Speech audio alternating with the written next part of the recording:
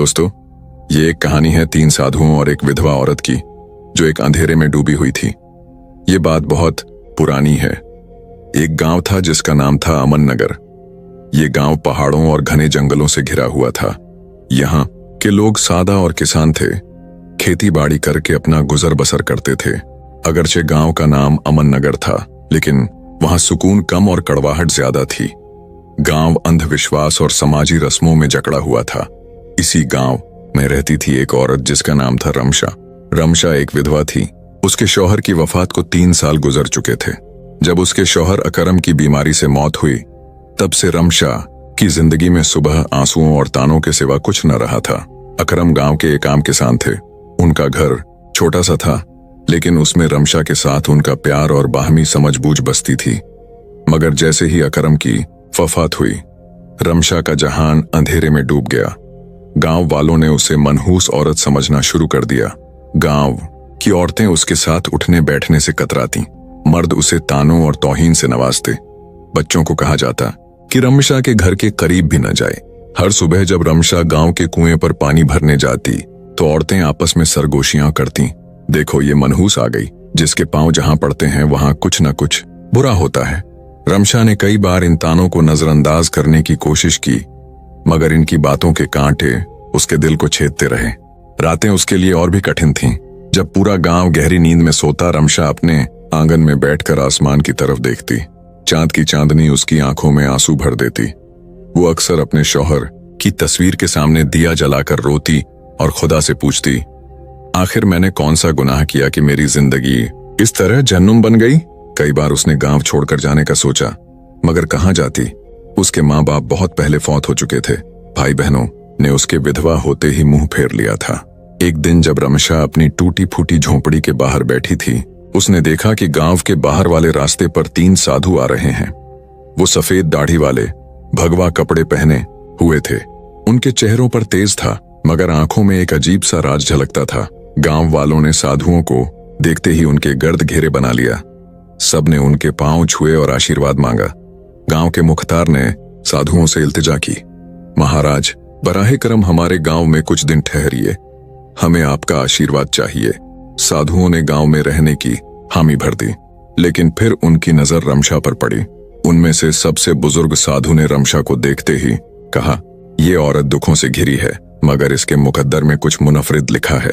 गांव वाले ये सुनकर हैरान हो गए। उनको यकीन नहीं आया कि वही रमशा जिसको वो मनहूस समझते थे, उसके मुकद्दर में कुछ खास हो सकता है। रमशा खुद भी हैरत में थी। उसके दिल में सवाल उठे, ये साधु कौन है और मेरे मुकद्दर के बारे में ऐसा क्यों कह रहे हैं। तीनों साधु गांव के बीचों बीच एक पुराने मंदिर में ठहरे, जिसको वाह गुरु मंदिर कहते थे। ये मंदिर बरसों से वीरान पड़ा था, मगर साधुओं के आने से वहां रौनक लौट आई। गांव वाले रोजाना वहां उन्हें देखने और उनके वाज सुनने जाते। रमशा भी मंदिर के बाहर खड़ी होकर साधुओं की बातें सुनती, लेकिन गांव वाले उसे अंदर जाने न देते।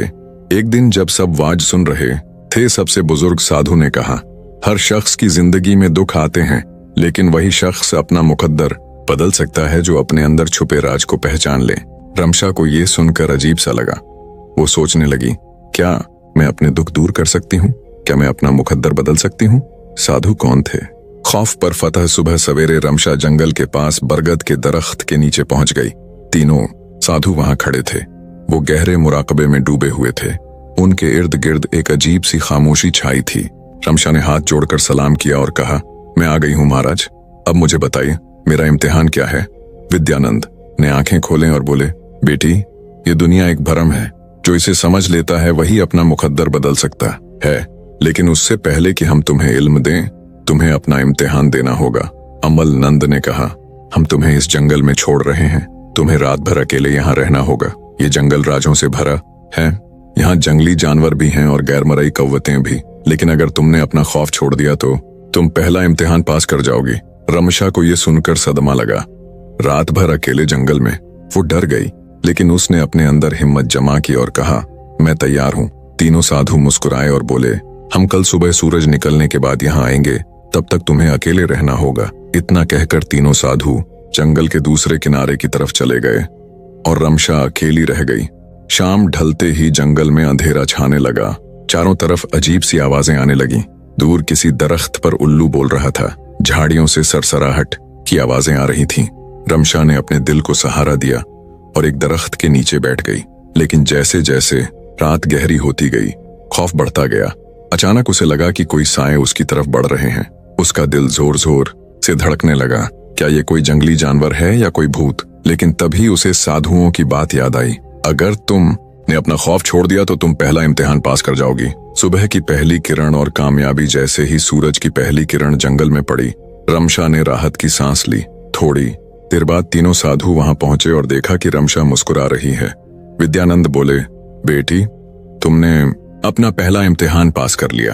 तुमने खौफ को जीत लिया। अब तुम्हारी जिंदगी में बड़ी तब्दीली आने वाली है। रमशा की आंखों में उम्मीद की चमक थी। वो समझ गई थी कि खौफ सिर्फ हमारे दिल में होता है और जब हम उसका मुकाबला करते हैं तो वो खुद ही खत्म हो जाता है। रमशा की पहली जीत जंगल में खौफ से भरी रात गुजारने के बाद रमशा की आंखों में अब डर की जगह खुद एतमादी थी। जब सूरज की पहली किरण जंगल की शाखों से छनकर उसके चेहरे पर पड़ी तो उसने महसूस किया कि वो पहले से कहीं ज्यादा पुरसुकून और मजबूत हो चुकी है। तीनों साधु मुस्कुरा रहे थे। विद्यानंद बोले, बेटी, तुमने पहला इम्तिहान पास कर लिया। अब तुम दूसरे इम्तिहान के लिए तैयार हो। रमशा ने आजिजी से सर झुकाया और कहा, मैं तैयार हूँ महाराज। तीन साधुओं का राज। तीनों साधु रमशा को एक पहाड़ी पर बने पुराने मंदिर में ले गए, जिसे देव मंदिर कहते थे। ये मंदिर देखने में सादा था, लेकिन वहां एक अजीब सी तवानाई महसूस हो रही थी। जैसे ही रमशा ने मंदिर के दरवाजे पर कदम रखा, उसे अपने जिस्म में एक हल्की सी कंपन महसूस हुई। तभी मुराकबानंद ने कहा, अब वक्त आ गया है कि हम तुम्हें अपनी असली हकीकत के बारे में बताएं। रमशा हैरान हुई, आपकी असली हकीकत? विद्यानंद ने अपनी आंखें बंद की और अचानक उनके जिस्म से एक तेज रोशनी निकलने लगी। इसी तरह अमल नंद और मुराकबानंद भी रोशनी से जगमगाने लगे। कुछ ही लम्हों में उनके सामने आम इंसानों की बजाय तीन देवी सूरतें खड़ी थीं। वो देवता थे। रमशा हैरत से देखती रह गई। वो कुछ बोल न सकी। अमल नंद बोले, हम आम साधु नहीं हैं बेटी। हम तीनों ब्रह्मा, विष्णु और महेश के अवतार हैं और इस जमीन पर खास मकासिद के लिए आए हैं। मुराकबानंद ने आगे कहा, हमें हुक्म मिला था कि हम किसी ऐसे शख्स का इम्तिहान लें जो सच्चे दिल से अपना मुकद्दर बदलना चाहता हो, और हमने तुम्हें चुना। रमशा की आंखों में आंसू आ गए। उसे अब समझ आ रहा था कि ये साधु कोई आम इंसान नहीं थे। दूसरा इम्तिहान, त्याग और सरेंडर। विद्यानंद ने कहा, तुमने खौफ पर फतह पा ली, लेकिन अब तुम्हें एक और इम्तिहान देना होगा, त्याग का इम्तिहान। रमशा ने पूछा, मुझे क्या तर्क करना होगा? अमलनंद बोले, तुम्हें अपनी सबसे प्यारी चीज तर्क करनी होगी, वो चीज जिससे तुम्हारा सबसे ज्यादा लगाव है। रमशा सोच में पड़ गई। उसके पास वैसे भी कुछ न था, लेकिन फिर उसे अपने शौहर की तस्वीर याद आई। अकरम की वफात के बाद वही एक चीज थी जिससे वो खुद को जोड़े रखती थी। जब भी वो उदास होती, उस तस्वीर को देखती और अपने शौहर को याद करती। उसने आहिस्ता से पूछा, क्या मुझे अपने शौहर की तस्वीर छोड़नी होगी? मुराकबानंद बोले, अगर वही तुम्हारी सबसे प्यारी चीज है तो हाँ, लेकिन याद रखो, सच्चा त्याग तब होता है जब वो दिल से किया जाए। अगर तुम इस इम्तिहान के लिए तैयार नहीं हो तो हम तुम्हें मजबूर नहीं करेंगे। रमशा के दिल में कशमकश शुरू हो गई। क्या वो अपने शौहर की आखिरी निशानी छोड़ सकती है? उसने कुछ देर सोचा और फिर कहा, अगर मेरी जिंदगी बदलने के लिए ये जरूरी है तो मैं तैयार हूँ। तीनों साधु मुस्कुरा उठे। विद्यानंद ने कहा, तो जाओ और अपनी सबसे प्यारी चीज गांव के तालाब में बहा दो। वहां एक पुराने संदूक में वो तस्वीर रखी थी।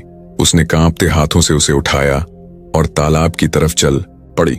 गांव के कुछ लोग उसे ये करते देख रहे थे। वो आपस में बातें कर रहे थे, अब ये पागल हो गई है, अपने शौहर की तस्वीर क्यों फेंक रही है? लेकिन रमशा ने उनकी बातों पर ध्यान न दिया। उसने आहिस्ता से तस्वीर को पानी में बहा दिया। जैसे ही तस्वीर पानी में डूबी, उसे लगा कि उसके दिल का सारा बोझ भी पानी में समा गया। अब वो हल्की फुल्की महसूस कर रही थी।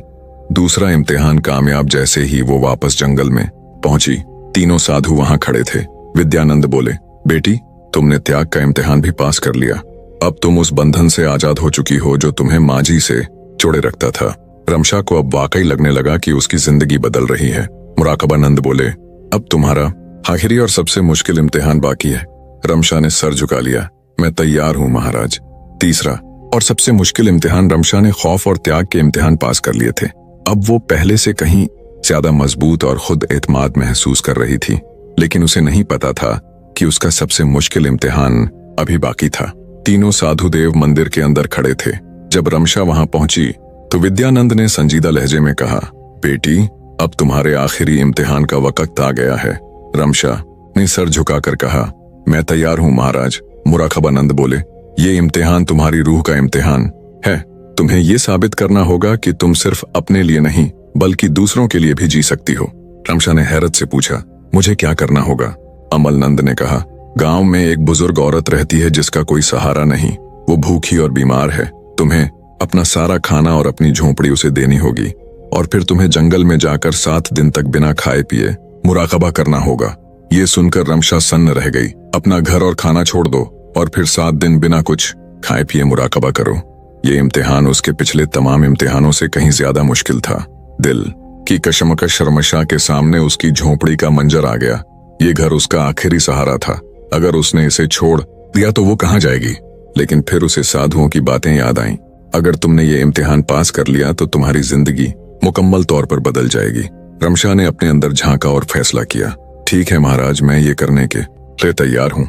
सब कुछ छोड़ना रमशा गांव लौटी और अपनी झोंपड़ी उस बुजुर्ग औरत को दे दी। उसने अपना बचा खुचा खाना भी उसे सौंप दिया। गांव वाले ये देखकर हैरान थे। ये क्या कर रही है? अपना सब कुछ क्यों छोड़ रही है? लेकिन रमशा ने किसी की बातों पर ध्यान न दिया। वो सीधा जंगल की तरफ बढ़ गई जहां उसे 7 दिन तक मुराकबा करना था। 7 दिन का मुश्किल मुराकबा पहला दिन गुजरा और रमशा को शदीद भूख लगी, लेकिन उसने अपनी तवज्जो भटकने न दी। उसने अपनी आंखें बंद की और साधुओं के दिए हुए मंत्रों का जाप करने लगी। दूसरे दिन उसे प्यास ने सताया, लेकिन उसने पानी की ख्वाहिश को भी तर्क कर दिया और मुराकबे में डूब गई। तीसरे दिन उसके जिस्म में कमजोरी आने लगी, लेकिन उसने हार न मानी। चौथे दिन उसे लगा कि वो अब और बर्दाश्त नहीं कर सकती, लेकिन तभी उसे साधुओं की बात याद आई। सच्ची ताकत जिस्म में नहीं, दिल में होती है। 5वें और 6ठे दिन वो मुकम्मल तौर पर मुराकबे में डूब गई। अब उसे भूख और प्यास का एहसास ही न रहा। 7वें दिन जब सूरज निकला तो कुछ गैर मामूली हुआ। रमशा की रूह एक नई तवानाई से भर गई। उसे लगा जैसे वो कोई आम औरत नहीं रही, बल्कि एक इलाही ताकत से जुड़ गई है। रमशा का बदलाव जब 7वां दिन पूरा हुआ, तीनों साधु उसके सामने नमूदार हुए। विद्यानंद बोले, बेटी, तुमने अपना आखिरी इम्तिहान भी पास कर लिया। अब तुम कोई आम बीवी नहीं हो, बल्कि एक ताकतवर रूह बन चुकी हो। अमलनंद बोले, तुम न सिर्फ अपना मुकद्दर बदल सकती हो, बल्कि दूसरों का भी मुकद्दर बदल सकती हो। मुराकबानंद ने अपने हाथ उठाए और कहा, हम तुम्हें आशीर्वाद देते हैं कि अब से तुम्हारी जिंदगी सुख, सुकून और इज्जत से भरी होगी। रमशा के इर्द गिर्द एक सुनहरी रोशनी फैल गई। उसने आंखें बंद कर लीं और जब खोलीं तो वो पहले से कहीं ज्यादा पुरसुकून, मजबूत और रोशन महसूस कर रही थी। गांव में वापसी और इज्जत। जब रमशा गांव लौटी तो गांव वाले उसे देखकर दंग रह गए। अब वो कोई दुखी बीवी नहीं थी। उसके चेहरे पर इलाही नूर था। उसकी आंखों में खुद एतमादी थी। गांव वालों ने, जिन्होंने उसे पहले हिकारत से देखा था, अब उसके पास आकर उसके पांव छूने लगे। वो कहने लगे, हमें माफ कर दो, हमने तुम्हारी तौहीन की थी, लेकिन अब हमें समझ आ गया कि तुम कोई आम औरत नहीं हो। रमशा मुस्कुराई और बोली, सच्ची ताकत बाहर नहीं, हमारे अंदर होती है। जब हम अपने डर, अपने लगाव और अपनी अहंग को तर्क कर देते हैं तो हम वाकई आजाद हो जाते हैं। रामशाह की गांव वापसी के बाद अमन नगर के लोगों के दिल बदलने लगे थे। उसके चेहरे की रोशनी, उसकी बातों में सच्चाई और उसके किरदार की मजबूती ने सबको हैरान कर दिया था। लेकिन रामशाह के लिए यह सिर्फ एक नई शुरुआत थी। तीनों साधुओं के आशीर्वाद ने उसके अंदर एक ऐसी ताकत जगा दी थी जो अब सिर्फ उसकी अपनी जिंदगी तक महदूद नहीं थी। उसे समझ आ गया था कि उसकी असली ताकत दूसरों की मदद करने में है। एक सुबह जब रामशाह अपनी झोंपड़ी के करीब बैठी थी, गांव के कुछ बच्चे उसके पास आकर बोले, रामशाह आंटी, आप हमें वो राज बताइए जिसने आपको इतना मजबूत बना दिया। रामशाह मुस्कुराई और बोली, राज कोई जादू नहीं बच्चों, ये बस अपने दिल को साफ रखने और दूसरों के लिए कुछ करने की बात है। बच्चों की मासूम आंखों ने रामशाह के दिल को छू लिया। उसने फैसला किया कि वो गांव के बच्चों को अपने तजुर्बों से कुछ सिखाएगी। रामशाह ने वाहगुरु मंदिर के पास एक छोटा सा मदरसा शुरू किया। ये मदरसा कोई रस्मी स्कूल नहीं था, बल्कि एक ऐसी जगह थी जहां वो बच्चों को जिंदगी के सबक सिखाती थी। वो उन्हें बताती कि डर को कैसे हराया जाता है, अपने दिल के बंधनों को कैसे तोड़ा जाता है और दूसरों की मदद करके अपनी रूह को कैसे पाक किया जाता है। बच्चों के साथ साथ गांव की कुछ औरतें भी उसके पास आने लगीं। वो रामशाह से कहती, हम भी अपनी जिंदगी बदलना चाहती हैं, लेकिन हमें नहीं पता कि कैसे शुरू करें। रामशाह उन्हें अपनी कहानी सुनाती और कहती, हर एक के अंदर एक ताकत छुपी है, बस उसे ढूंढने के लिए हिम्मत चाहिए। जल्द ही रामशाह की ये छोटी सी महफिल गांव का एक अहम हिस्सा बन गई। लोग उसे रामशाह की रोशनी कहने लगे। गांव वालों ने देखा कि रामशाह की बातों से ना सिर्फ उनके दिल बदल रहे हैं, बल्कि गांव का माहौल भी बदल रहा है। जो औरतें पहले एक दूसरे से जलती थीं, वो अब एक दूसरे की मदद करने लगीं। जो मर्द रामशाह को ताने देते थे, वो अब उसकी इज्जत करने लगे। यहां तक कि गांव के बुजुर्ग, जो हमेशा रीत रिवाजों के पाबंद रहते थे, रामशाह के मदरसे में आकर उसकी बातें सुनने लगे। एक दिन गांव में एक बड़ा संकट आया।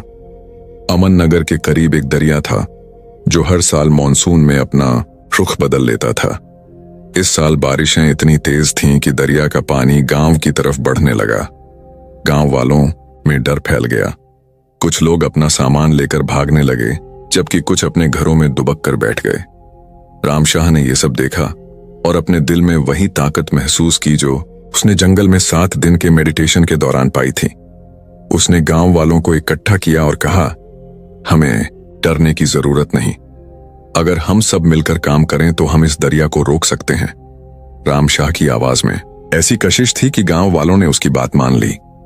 उसने गांव के मर्दों, औरतों और यहां तक कि बच्चों को भी एकजुट किया।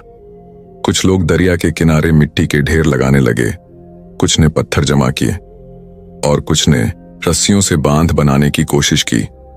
रामशाह खुद सबसे आगे थी, मिट्टी के ढेर उठाती, पत्थर ढोती और सबको हिम्मत देती। रात भर गांव वालों ने मिलकर काम किया और सुबह होते होते उन्होंने दरिया के पानी को गांव से दूर मोड़ दिया। जब सूरज निकला तो गांव वालों ने देखा कि उनका गांव महफूज है। सबने रामशाह की तरफ देखा और ऊंची आवाज में उसका शुक्रिया अदा किया। इस वाकये के बाद रामशाह अमन नगर की एक निशानी बन गई। लोग उसे अमन की रोशनी कहने लगे। गांव के लोगों ने उससे माफी मांगी कि उन्होंने पहले उसे मनहूस समझा था। रामशाह हंसते हुए बोली, माफी की जरूरत नहीं।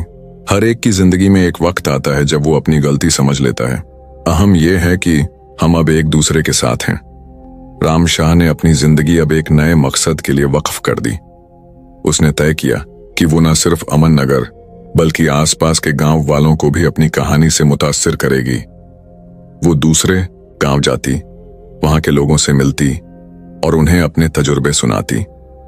उसकी बातें सुनकर लोग अपनी जिंदगियों में बदलाव लाने की कोशिश करने लगे। कुछ औरतों ने अपने घरों में छोटे छोटे मदरसे शुरू किए, जहां वो रामशाह के सिखाए हुए सबक दूसरों तक पहुंचाती। कुछ मर्दों ने अपने गांव के मसले हल करने के लिए मिलकर काम शुरू किया। रामशाह की कहानी एक तहरीक बन गई, जो अमन नगर से निकलकर पूरे इलाके में फैल गई। एक रात जब रामशाह अपने नए घर, जो गांव वालों ने उसके लिए बनाया था, के आंगन में बैठी थी, उसे आसमान में 3 सितारे चमकते दिखे। वो सितारे इतनी रोशनी से जगमगा रहे थे कि रामशाह को लगा जैसे विधान नंद, अमल नंद और ध्यान नंद उसे देख रहे हैं। उसने अपने हाथ जोड़े और दिल ही दिल में कहा, महाराज, आपके आशीर्वाद ने मेरी जिंदगी को रोशनी से भर दिया। अब मैं इस रोशनी को दूसरों तक पहुंचाऊंगी। उसी वक्त एक ठंडी हवा का झोंका आया और रामशाह को लगा जैसे तीनों साधुओं ने उसकी बात सुन ली हो। वक्त गुजरता गया और रामशाह की कहानी नस्ल दर नस्ल फैलती रही। अमन नगर अब वो गांव नहीं रहा जो अंधविश्वास और कड़वाहट में डूबा था। ये एक ऐसी जगह बन गई जहां लोग एक दूसरे की मदद करते, एक दूसरे की इज्जत करते और अपनी जिंदगियों को बेहतर बनाने की कोशिश करते। रामशाह की जिंदगी, जो कभी दुखों और तानों से भरी थी, अब एक ऐसी कहानी बन गई जो हर एक को हिम्मत और उम्मीद देती थी। उसने साबित कर दिया कि सच्ची ताकत सिर्फ अपने डर और लगाव को छोड़ने में नहीं, बल्कि दूसरों के लिए जीने में है।